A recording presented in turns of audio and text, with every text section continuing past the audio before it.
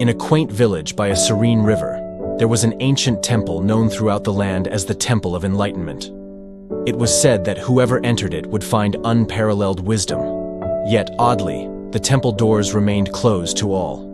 One day, a young warrior, known for his impulsiveness, arrived at the village. Hearing tales of the temple, he was determined to access its wisdom to become unbeatable in battle. Day after day, he tried to break down the doors, employ cunning tricks, and even bribe the temple guardian. But all his efforts were in vain. Frustrated, he sat by the riverbank one evening when an old woman approached him. She was the village seer. She had observed his endeavors and said, "The door you're trying to open cannot be forced, for the Temple of Enlightenment isn't just a structure of stone and wood." Intrigued but impatient, he replied, "Then how does one enter?" The old woman smiled. "Your mind is a temple of knowledge, your heart is a temple of understanding, and your soul is a temple of wisdom. Together, they form the Temple of Enlightenment. But to access it, you must learn calmness." Desperate for the temple's wisdom, he decided to learn from her. Every morning, they would sit by the river. She would toss a pebble into the water, creating ripples. "Watch the ripples," she'd say. "See how they're chaotic at first, but then they calm down, making the water clear again." Weeks turned into months. He practiced observing his thoughts and emotions like the ripples in the water. He began to realize that the calmer he was, the clearer he thought. Instead of being reactive, he became proactive, thinking before acting.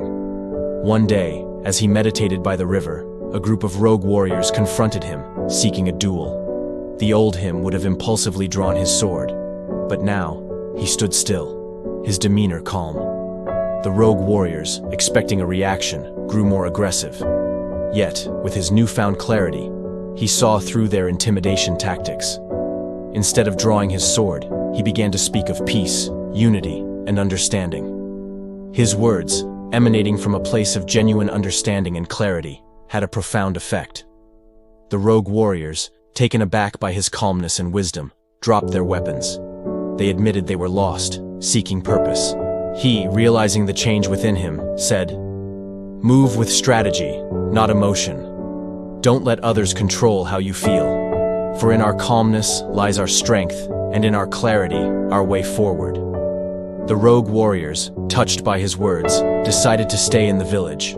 Under the guidance of the old woman, they too began their journey towards enlightenment. Years passed. The young warrior became a beacon of wisdom, teaching others the importance of inner peace. He realized that the temple he sought was within him all along. His mind, heart, and soul, when in harmony, made him invincible, not in battle, but in wisdom. The story of the young warrior and the Temple of Enlightenment spread far and wide. People realized that true strength didn't lie in brute force or impulsiveness, but in calmness and clarity of thought.